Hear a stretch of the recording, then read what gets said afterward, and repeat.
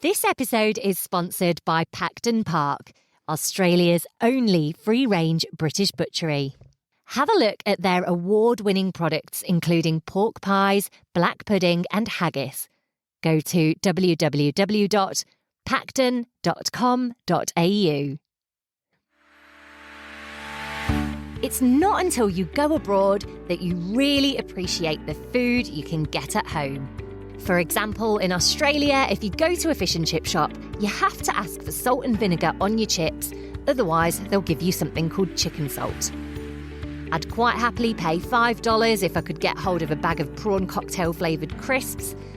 And pork pies, well, our next guest is a bright spark who decided to make his own.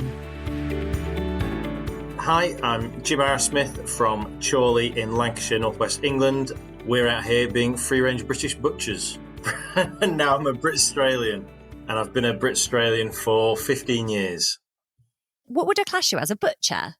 Well, not really. I'll tell you the story, I suppose. So my business partner, Pete Tonge, and I, from Chorley, were backpacking around Australia. We couldn't find a decent pork pie for love nor money. So this was in 2006. So we thought we'd make them ourselves. So whereas Pete was a chef in the UK, disillusioned chef, loves food, hates chefing. I got a business degree from Liverpool University, and we were travelling around. And here we are now. I love his name. Pete Tonge. I know. It got him so much credence as a kid. Brilliant. So literally, you just came over from England with your backpacks and you were cruising around Australia, were you? Well, that was it. Yeah, like I say, just couldn't find a decent pork pie for love nor money. So my godfather, he had a pig farm, and he was from Yorkshire as well. So he said, buy my pigs and you can have an old dairy to turn into a little factory, an old farmhouse to live in. We said, thank you very much, we'll do just that. So we converted this dairy into a commercial kitchen. We built our own stainless steel benches and what have you, and then we got signed off by the local council, and we had to teach ourselves to butcher. So we got this DVD. We took the old TV, and this was 14, 15 years ago, took the old TV from the house into the factory to learn to butcher. It's a real rustic start. Where we were in Bunaloo, the population was like 4. You couldn't get any staff. So our first staff were backpackers. So we had 50 backpackers over 2 years. How old were you at the time? Wrote the business plan when I was 18. So fresh out of uni. So we would have started the business at 22, I think. Yeah. Did you intend to come out here and set up a business? Was it part of your plan? Well, I'd just done business studies and I didn't know what I wanted to do. Pete had hated chefing and his family were all quite business minded. They all had their own businesses. So I suppose when the opportunity sort of came up and we didn't know what to do, you got to do something with your life. So we thought, well, let's just give this a punt. And it's, we've had highs and we've had lows, but that's what small business is. But it's been an enjoyable journey. It really has. Were you actually backpackers at the time that you set this up? Yeah. So Pete actually had to go back and wait for his visa to come through to come back to Australia. So we were backpacking. We've sort of finished our stint of backpacking. We use the farm as like base camp. We go off to Byron Bay or wherever, and then wondering what to do with your life. So we thought, well, let's do this. Yeah, wow. Okay, so tell us what you do. What do you produce? Our premium product is the pork pie. We make Australia's only award-winning haggis, of all things. We won the Delicious Award, which was the biggest sort of small producers award. The ceremony was in Sydney Opera House. It was huge, big deal. Good for you. But you can't sell haggis for love nor money, or we thought, whereas it's taken us a long time to get it going, but now we sell a huge amount. How easy is it to set up a business in Australia, especially as a backpacker? I mean, how do you even do that? That's amazing. You can't. You can't. If I had my time over, I wouldn't do it the way I have done it. It's been very, very...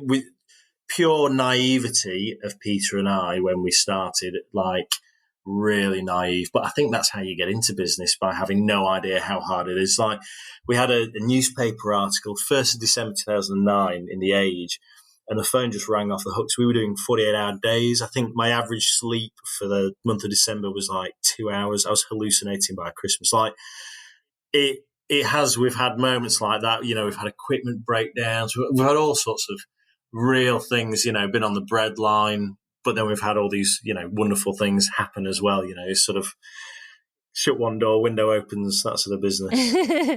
But it's paid off? Yeah, no, it's highly enjoyable, good fun. We meet an awful lot of Brits in our line of work, we really do. And it's so nice, I've had people phone me up crying on the phone because they've been over here for, 30 years and not had a pork pie and, things like that. So it's quite, you get that sort of real pleasure from people's excitement and experience. And yeah, when I stopped doing farmers markets because of COVID and telling people, look, this is my last market, the amount of fully grown men that were in tears was quite incredible. So, I know their monthly pork pie stop, pork pie and a chat. And I know. Is it people who've been over here for years then, mostly? A mixture, a real mixture. People that have been over here for a long, long time, like £10 poms, they often have an ideal of what food is like in the UK, which isn't quite realistic these days. They left at a time when things were quite different. More the younger generation, I suppose, now that we're here, they don't understand the lack of pork pies like we first found when we got over. I don't know, it's just different experiences, different people, different locations, isn't it?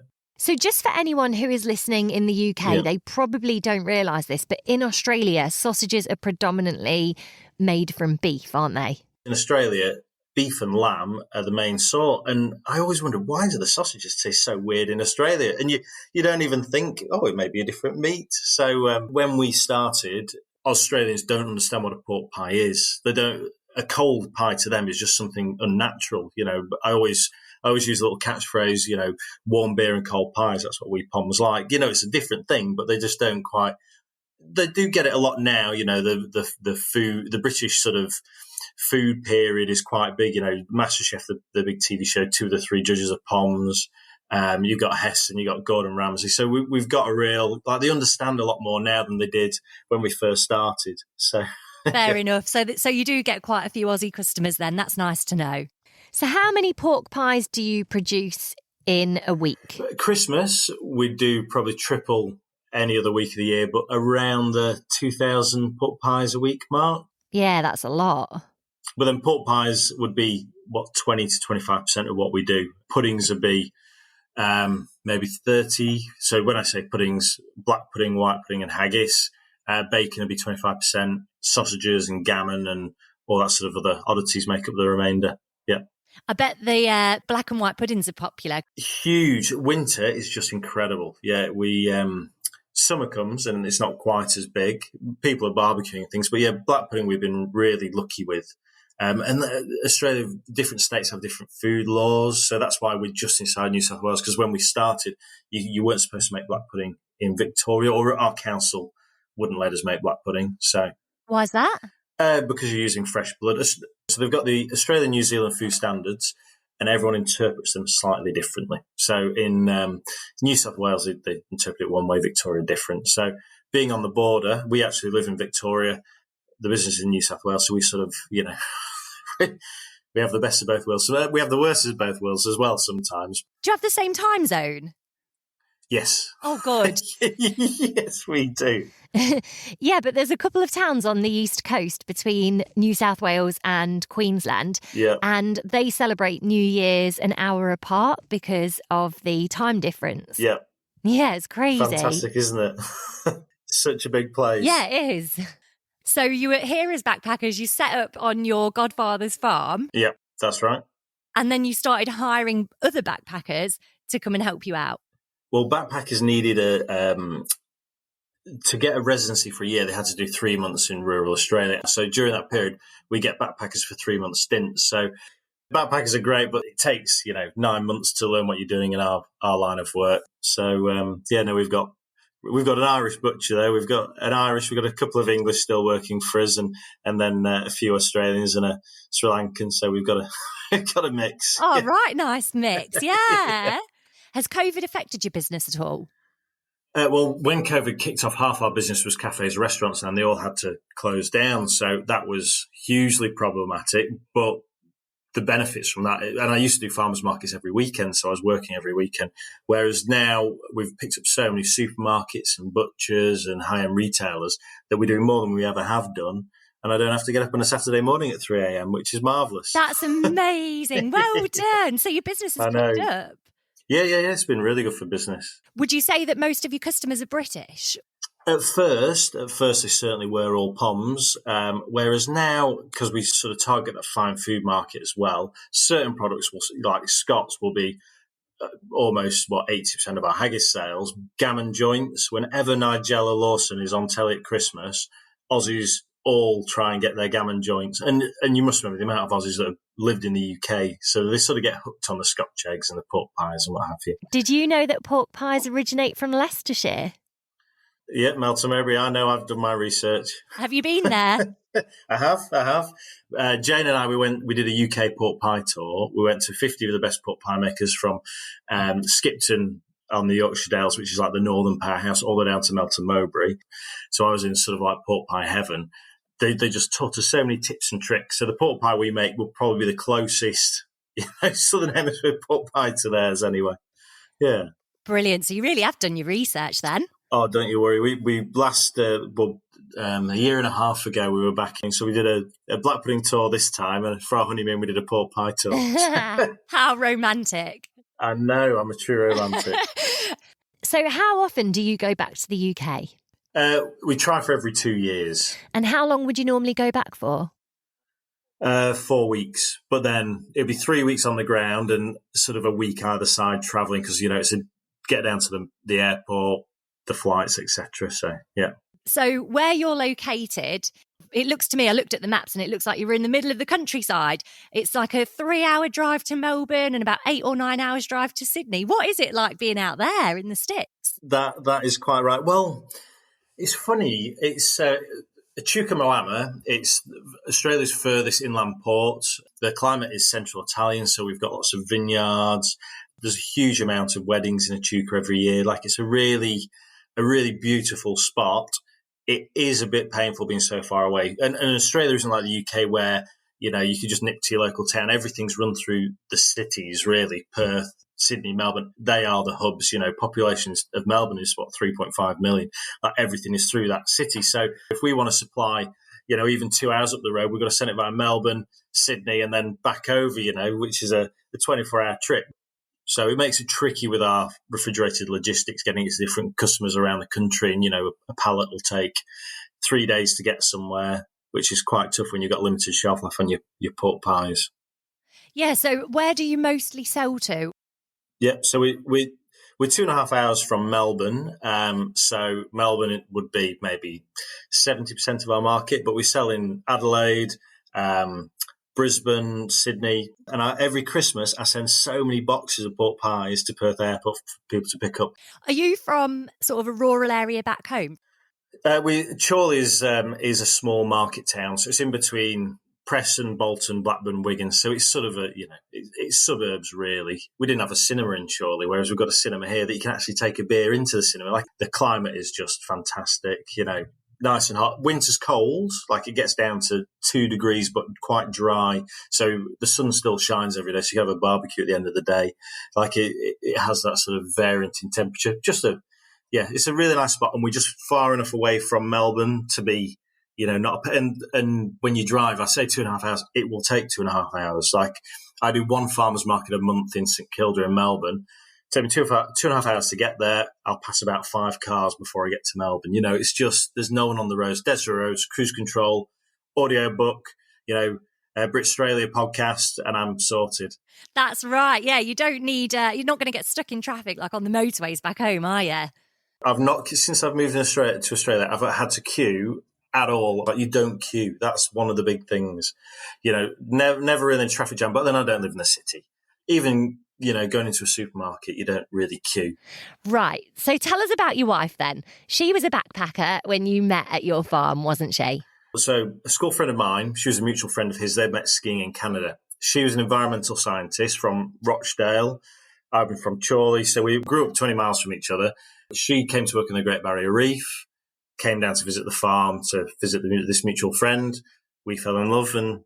Oh, bless you. And did she plan on staying in Australia before she met you? Was it her intention to stay? No, not at all. Not at all. It was just, I think, much to her family's mortification, it was just a brief stint. But, she loves it. And we've got 2 kiddywinks now. So it's and it's a lovely place to bring up kids as well. Definitely. How old are your children? One's 2.5 and one's just over 4 months. The eldest Isabel, the youngest Edward. And your children are obviously growing up as little Australians now. Well, yes. We try and give them as many British mannerisms and sayings and things as humanly possible, but no, we can't alienate them from their playmates and make them sing the national anthem or anything like that. But no. So, do you have any other family out here with you? It's just us. My great aunt has just moved to the local town. She was a GP down on the coast in Australia. She moved out 40 years ago with her husband.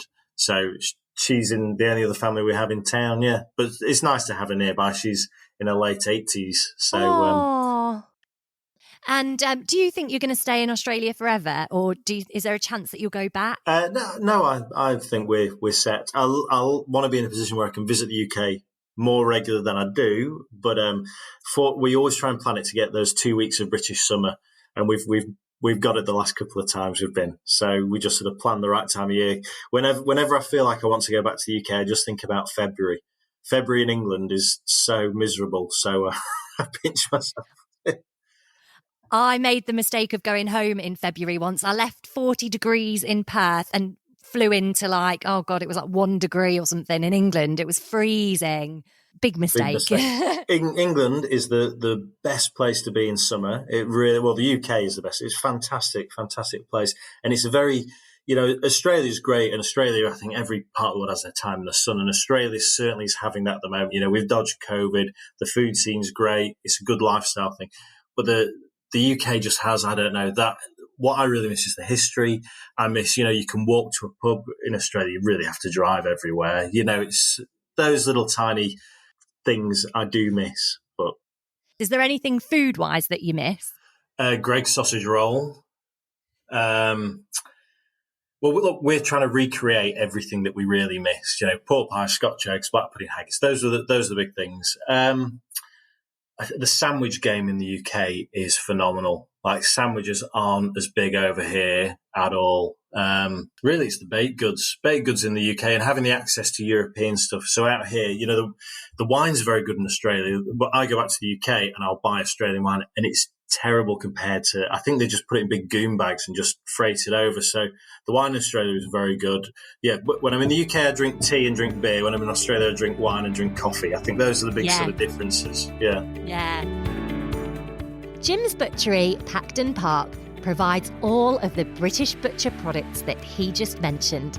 Go to their website to see their stockists and find out where you can get hold of some of their yummy pork pies and haggis in Australia, all made using traditional British recipes. Go to www.pacdon.com.au. That's pacdon.com.au. You can also find them on Facebook and Instagram. Just follow Pacdon Park. In last week's episode, we heard from Sarah from Somerset, who came over as a backpacker and is now a mum to 2 little girls, both born in Australia. So I asked our Britstralian parents in the Facebook community group where their children were born, and half of those who voted in the poll said all of their children were born in the UK. Only one said they didn't have children, and the rest of them had at least one child who was born in Australia. If you're enjoying the Britstralian podcast, don't forget to share it with your mates and join us on Facebook and Instagram. Just search for Britstralian.